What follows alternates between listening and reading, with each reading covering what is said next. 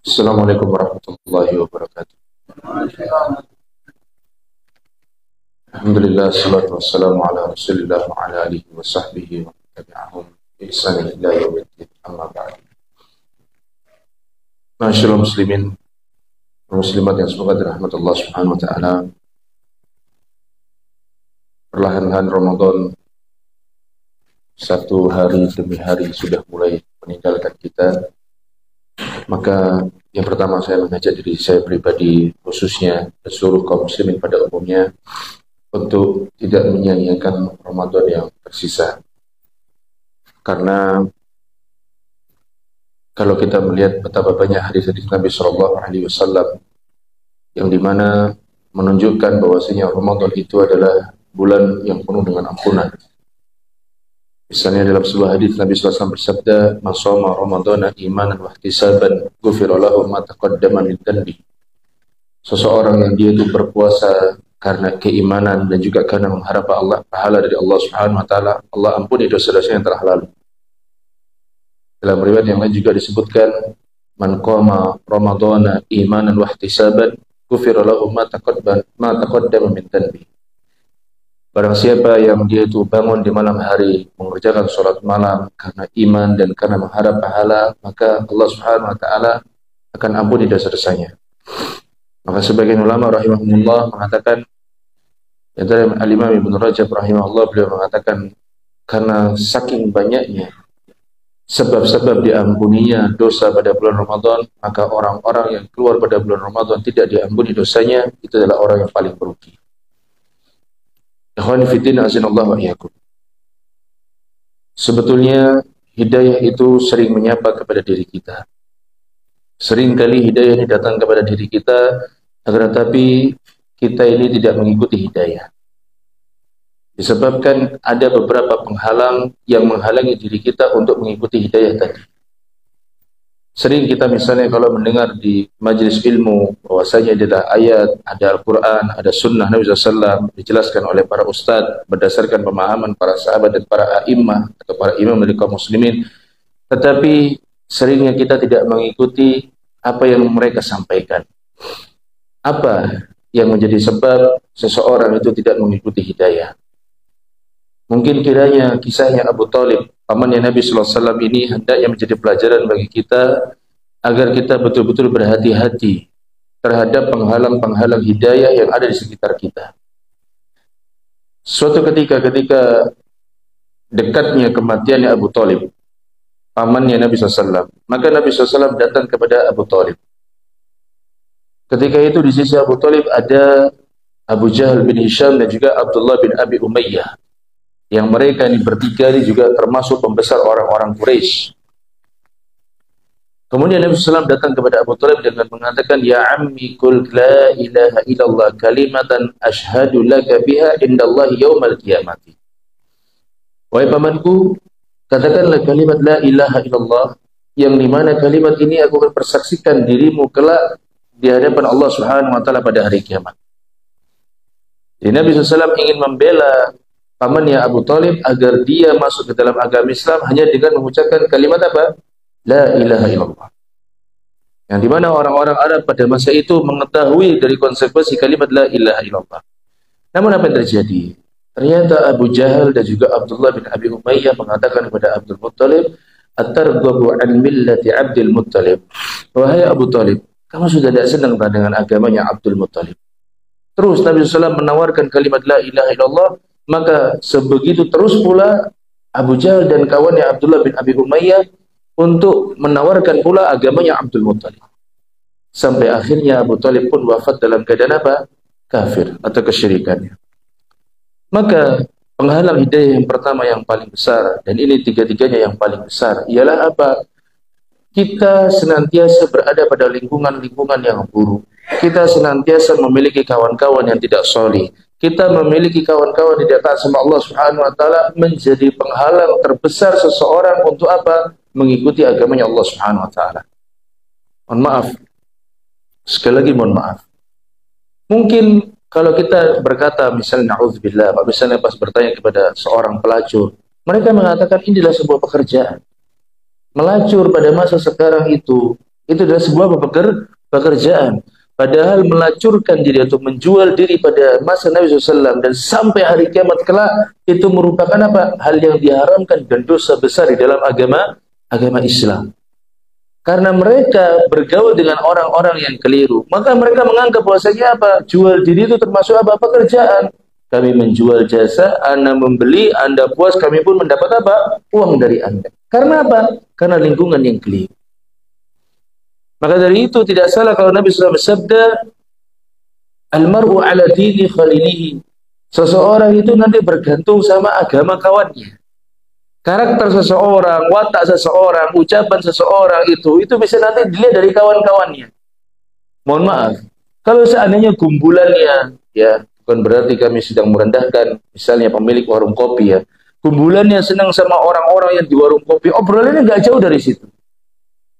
Kalau mohon maaf gumbulannya sama orang-orang yang di pinggir jalan, ya, yang tidak paham agama, yang senantiasa merokok, yang senantiasa minuman keras, yang senantiasa berjalan-jalan, cari kehidupan dunia saja, obrolannya tidak jauh daripada itu. Maka tidak salah kata Nabi mengatakan seseorang itu nanti bergantung sama sahabatnya. Maka Nabi memperingatkan, falyanzur ahadukum man yukhalid. Maka hendaknya berhati-hati seseorang itu dengan siapa dia berkawan. Terutama ayah, terutama ibu, dilihat anak-anaknya di rumah, itu mungkin kita bisa mengawasi anak kita sama kita. Tapi nanti di sekolah, terkadang kita terkaget-kaget ketika dia pulang sekolah, tiba-tiba dia mengucapkan kalimat-kalimat kotor, misuh-misuh, ngomong-ngomong yang jorok. Itu disebabkan karena apa? Karena pengaruh teman. Berhati-hati. Ini yang pertama. Yang kedua, kenapa Abu Thalib ini kok dia tidak bisa masuk Islam? Kata para ulama disebutkan atau terhalang dari hidayah, yaitu yang kedua, yaitu apa? Karena dia mempertahankan egonya untuk mengikuti agama nenek moyang mereka. Sebagaimana yang ditawarkan oleh siapa? Oleh Abu Jahal dan Abdullah bin Abi Umayyah. Dia ikuti. Atarghabu an millati Abdul Muttalib. Apakah kamu ingin, apakah kamu tidak senang dengan agamanya Abdul Muttalib? Maka Abu Thalib pun mengikuti. Padahal dia tahu bahwasanya apa? Agamanya Nabi Muhammad SAW itu adalah apa? Agama yang benar.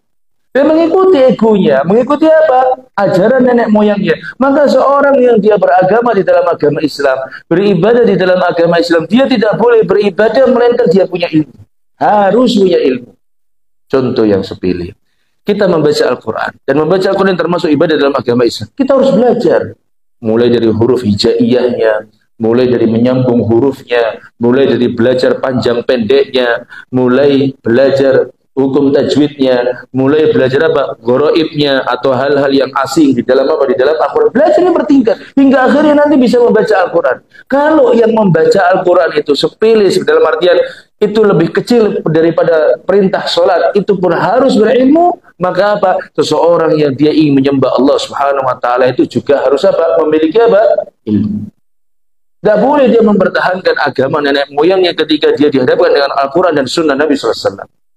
Jangan sampai kita ini menjadi orang yang difirmankan Allah Subhanahu wa Ta'ala dalam sebuah ayat, bal qalu inna wajadna aba'ana ala ummatin wa inna ala atharihim muhtadun. Kata Allah mengatakan, bahkan mereka berkata, inna wajadna aba'ana ala ummatin. Kami dahulu atau kami ini sekarang ini mendapati bapak-bapak kami ya begini. Ya kami ikuti. Bahkan mereka mengatakan di akhir ayat, wa inna ala atharihim muhtadun. Dan kami dengan apa yang ditinggalkan bapak-bapak kami, ditinggalkan oleh nenek moyang kami justru dapat petunjuk. Yang ini lebih baik.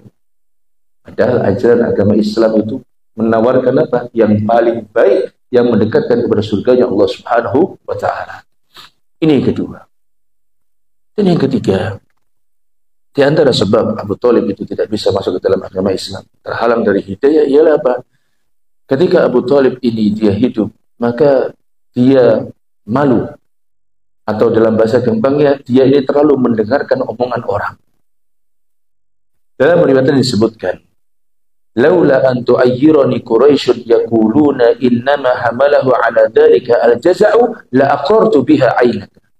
Kata Abu Thalib mengatakan ketika ditawarkan kalimat la ilaha illallah, Abu Thalib mengatakan dari riwayat disebutkan, kalau seandainya bukan karena aku ini takut Orang-orang Quraisy akan mencela diriku dengan mengatakan, oh, innama hamalahu ala dzalika al-jaza. Oh, sesungguhnya yang membuat Abu Thalib masuk Islam itu karena dia takut. Jadi Abu Thalib itu udah kepikiran, aku nanti kalau mau Islam lagi khawatir takut sama siapa, sama Muhammad. Ya, apa kata Abu Thalib di akhir perkataan mengatakan, la aqrartu biha ainaka. Pasti aku akan apa? Penuhi seruanmu ini Muhammad. Tapi karena aku takut, ya, takut dicela oleh umat manusia, takut apa? Diejek manusia, penakut sama Muhammad saja takut. Akhirnya apa yang terjadi? Abu Thalib tidak masuk ke dalam agama Islam. Maka orang-orang yang menjalankan agama Islam itu tidak perlu terlalu mendengar omongan orang. Karena kita ketika beragama itu mencari ridhonya Allah Subhanahu wa taala, bukan ridhonya manusia. Kata para ulama mengatakan ridhon nas goyatun la tudraku. Ridhonya manusia itu tujuan yang tidak akan pernah tercapai. Antum bayangkan misalnya dalam satu lingkup masjid saja, misalnya dalam ketakmiran. Ketika dibuat satu keputusan, pasti ini keputusan masalah dunia misalnya, pasti ada orang-orang yang tidak suka dengan keputusan yang kita buat. Ini masalah dunia. Maka terlebih lagi urusan akhirat. Kalau kita menjalankan syariat agama Islam dan kita benar-benar hijrah karena Allah Subhanahu wa taala, pasti nanti ada orang-orang yang tidak suka dengan apa? Dengan keputusan kita berhijrah karena Allah Subhanahu wa taala. Namun ingat, bukankah Nabi sallallahu alaihi wasallam bersabda, "Faman kanat hijratuhu ila Allah wa rasulihi fa hijratuhu ila Allah wa rasulihi." Barang siapa yang dia berhijrah karena Allah dan Rasulnya, maka hijrahnya akan mendapatkan pahala dari Allah Subhanahu wa taala. Waman kana hijratuhu lidunya yusibuha aw imra'atin yunkihuha fa hijratuhu ila ma hajara ilaihi. Tapi barang siapa yang hijrahnya karena urusan dunia, maka nanti apa? Dia dapat pahalanya hanya mendapatkan apa yang dia niatkan. Nauzubillah. Maka dari itu, masyaallah muslimin, tidak terus didengarkan omongan orang. Kita diejek apa? Islam begini, oh Anda sok suci sekarang, oh Anda ini tidak mau kumpul-kumpul lagi sama kita. Itu urusan apa? Urusan mereka dengan omongan mereka. Selama kita berpegang untuk kepada Al-Quran dan Sunnah, ala fahmi salaf, selama kita tidak mempedulikan omongan mereka, maka niscaya kita akan apa? Menjadi orang yang selamat dan akan senantiasa menerima hidayah Islam dari Allah Subhanahu wa taala. Aqulu qouli hadza wa astaghfirullah li wa lakum. Subhanakallahumma bihamdika asyhadu an la ilaha illa anta astaghfiruka wa atubu ilaika. Assalamualaikum warahmatullahi wabarakatuh.